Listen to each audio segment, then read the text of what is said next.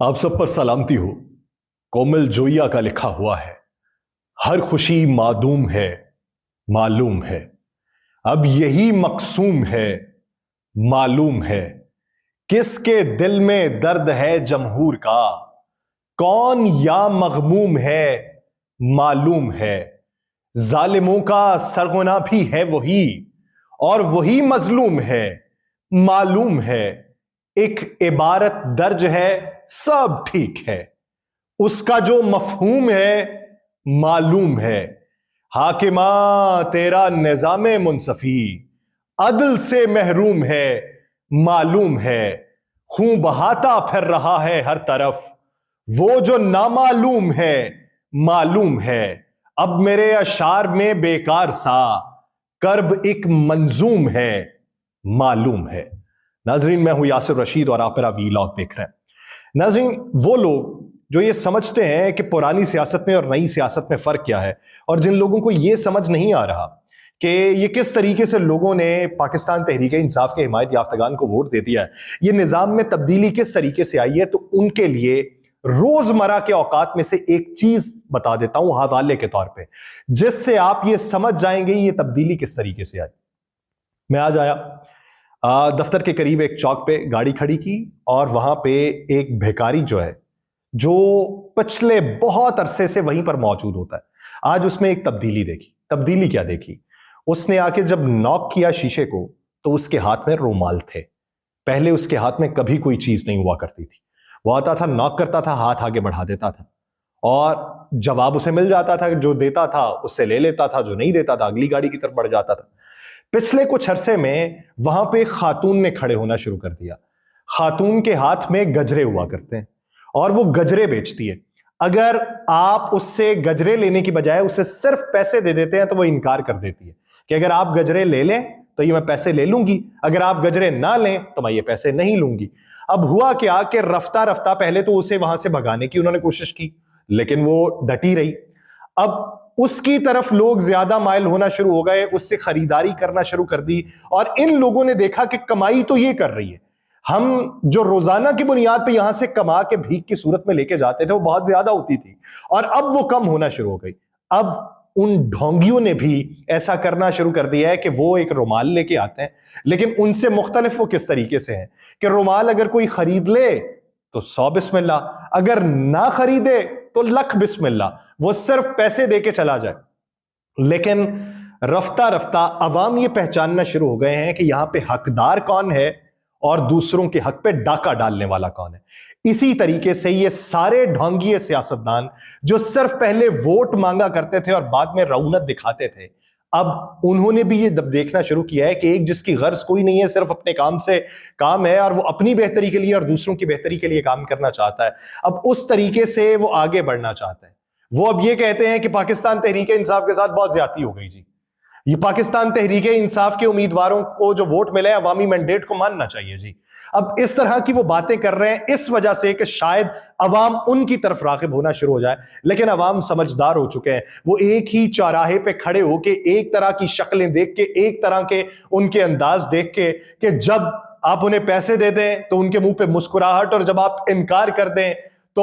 وہ دل ہی دل میں آپ کو گالی نکال کے بھی جاتے ہیں۔ تو یہ تمام سیاستدان اسی طریقے سے تھے، لیکن اب عوام نے یہ کہہ لیا کہ گالیاں نکال لیں، ہمیں کوئی فرق نہیں پڑتا،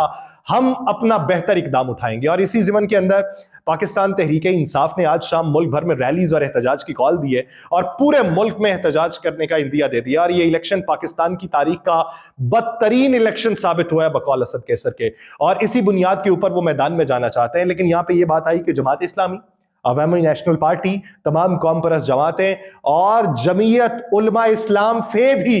انہوں نے ان کے ساتھ بھی بات چیت کرنے کا ٹاسک دے دیا اسد کیسر صاحب کو، عمران خان صاحب نے، کہ جائیں ان کے ساتھ جا کے بات کریں۔ لیکن اس کے مد مقابل پاکستان تحریک انصاف کے رائے ونڈ سے جیتنے والے رکن پنجاب اسمبلی احمد بھٹی کو گرفتار کر لیا گیا۔ اب یہ صورتحال ہے کہ جو جیتے ہوئے ہیں انہیں بھی اٹھا لو۔ علی امین گنڈا پور کی گرفتاری کا نوٹس جاری ہو گیا، کب کا؟ 2021 میں الیکشن کمیشن کی درخواست دائر کی گئی تھی آزاد کشمیر میں، تو وہ وکیل کی جانب سے دائر کی گئی تھی، تب سے اب تک ایکشن نہیں ہوا، اور اب 2024 میں جب انہیں کے پی کا وزیر اعلیٰ نامزد کر دیا گیا تو ان کے وارنٹ گرفتاری جاری کر دیے گئے۔ ادھر ترجمان دفتر خارجہ نے کہا پاکستان میں انتخابی عمل پاکستان کا اندرونی معاملہ ہے اور الیکشن سے متعلق غیر ملکی نصیحتوں کی ہمیں ضرورت نہیں ہے۔ انہوں نے یہ بتایا کہ عام انتخابات میں غیر ملکی مبصرین کو بھی ہم نے دعوت دی، ہم نے غیر ملکی مبصرین اور دولت مشترکہ مبصرین کا خیر مقدم کیا، اور پاکستان نے اپنا آئینی فرض سنجیدگی سے ادا کیا اور ہم اپنی آئینی ذمہ داریاں بھرپور انداز میں نبھاتے ہیں۔ انہوں نے یہ بھی کہا کہ پاکستان میں انتخابی عمل پاکستان کا اندرونی معاملہ ہے اور الیکشن سے متعلق غیر ملکی نصیحتوں کی ہمیں ضرورت نہیں ہے۔ ہاں، الیکشن کے متعلق جو یہاں کے لوگ بات کر رہے ہیں اس کے اوپر ہم تبصرہ نہیں کر سکتے، کیونکہ پاکستانیوں کو ملک کے سیاسی عمل پہ بات کرنے کا حق حاصل ہے۔ تو میں بطور پاکستانی میں وہ حق استعمال کرتے ہوئے یہ بات کرتا ہوں کہ آپ جب دوسری طرف ماضی کے اندر امریکہ سے آئے ہوئے ارباب کو کہتے تھے کہ ہم نے اپنے خارجی محاذ کے اوپر ان کے ساتھ الیک رکھنی ہے اور اس طرح کے وہ پیغامات دے رہے ہیں ان کے ساتھ بگاڑی نہیں جا سکتی، تو تب وہ اندرونی معاملہ نہیں تھا، وہ بھی پاکستان کے اندرونی معاملات کے اوپر بات ہو رہی تھی، اور تب آپ انہیں کہہ سکتے تھے کہ یہ اندرونی معاملہ ہے، پاکستان کے اندر قانونی کارروائیاں جاری ہیں اور قانونی کارروائیاں پاکستان بخوبی دیکھ سکتا ہے، تو آپ اس بارے میں اس کے مثبت اور منفی ہونے کے بارے میں رائے نہ رکھیں۔ ترجمان دفتر خارجہ نے کہا کہ 10 فروری کو بھارتی فورسز نے جماعت اسلامی مقبوضہ کشمیر کے دفاتر پہ چھاپے مارے۔ جماعت اسلامی مقبوضہ کشمیر کے دفاتر پہ چھاپوں کی ہم بھرپور مذمت کرتے ہیں، مذمت کرنی چاہیے۔ بھارت غلط اقدام کر رہا ہے تو مذمت کرنی چاہیے، اور پاکستان میں اگر غلط اقدام ہو رہا ہو تو کیا اس کی مذمت نہیں کرنی چاہیے؟ پاکستان میں بھی آپ نے دفاتر کے اوپر چھاپے مارے، دفاتر کو بند کر دیا، اس کی بھی مذمت ہونی چاہیے، اس اقدام کی مذمت تو ہے ہی اور وہ ہمیشہ ہم کرتے رہیں گے، لیکن پاکستان کے اندر جو ہوا اس کی بھی ہم مذمت کریں گے۔ پاکستان میں جو جماعت اسلامی کے انتخابی منشور اور انتخابی عمل کے حوالے سے ہوا اس کی بھی ہم مذمت کریں گے، تمام سیاسی جماعتوں کے ساتھ جو ہوا اس کی بھی ہم مذمت کریں گے۔ جس نے جو الزامات لگائے ہیں اور بطور ثبوت لگائے ہیں ان تمام اقدامات کی ہم مذمت کریں گے، اور ان الزامات کی روشنی کے اندر تحقیقات ہونی چاہیے۔ بصورت دیگر یہ نہیں ہو سکتا کہ ایک طرف جو غلط ہے آپ اس کو غلط تو کہیں، لیکن ایک طرف اور غلط ہے اور آپ اسے ماننے سے انکاری ہو جائے، ایسے تو نہیں ہو سکتا۔ کلی طور پہ معیار تو ایک رکھنا ہمیں اور اسی معیار کی روشنی میں آگے بڑھنا، لیکن سننے میں ہے کہ بیرونی طور پہ دباؤ بہت زیادہ ہے۔ یہ باتیں جو غیر ملکی مبصرین آئے یہاں پہ تو آپ صحافی کو کہہ سکتے ہیں کہ بھائی یہ اینگلنگ ہے، اس طریقے سے آپ نے بات کرنی ہے، یہ حد ہے، یہاں تک بات کرنی ہے۔ آپ مخالفت کرنا چاہتے ہیں تو اس کی مخالفت کرنے کی بجائے اس کی مخالفت کر لیں تو یوں لگے گا کہ اس کی بھی ہو رہی ہے، آپ بھی اپنا فرض ادا کر لیں گے اور آپ کا کام بھی ہو جائے گا۔ لیکن بین الاقوامی مبصرین جو آتے ہیں وہ اپنے ملک کی نہیں سنتے، وہ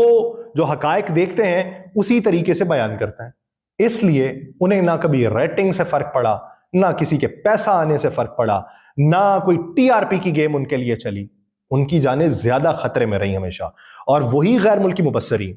وہ رائے رکھ رہے ہیں کہ پاکستان کے اندر انتخابی عمل جو تھا یہ شفافیت والے الیکشن نہیں تھے۔ اب ایک طرف تحریک لبیک پاکستان ملک بھر سے جہاں سے انہوں نے امیدوار کھڑے کیے تھے وہ کہتے ہیں کہ ملک بھر سے جو ہم نے فارم 145 حاصل کیے ہیں اس میں سادہ اکثریت سے پاکستان تحریک انصاف جیتی ہوئی، یہ کلیم کر رہی ہے تحریک لبیک پاکستان۔ اس کلیم کے ساتھ ساتھ ہی وہ اپنا بھی کلیم کرتی ہے کہ ہمارے امیدواروں کے ووٹ جو ہیں وہ صحیح گنے نہیں گئے، ہمیں ہروایا گیا ہے۔ لیکن جہاں پہ وہ اپنا کلیم کرنے کے ساتھ ساتھ ملک کے طول و عرض میں 2/3 اکثریت کے لیے پاکستان تحریک انصاف کی جیت کو کلیم کر رہی ہے، سوچنا تو پڑے گا کہ یہ کلیم کن بنیادوں پہ ہے۔ وہ بنیاد ان کے پاس فارم 45 کی صورت میں ہے،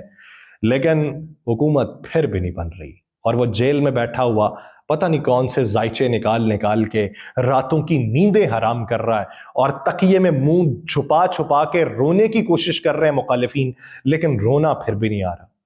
اس نے اس حد تک ڈاؤن کیا ہے نا کہ یہ ستم ظریفی ہے نا، اور میں ان تمام لوگوں سے اظہار ہمدردی بھی رکھتا ہوں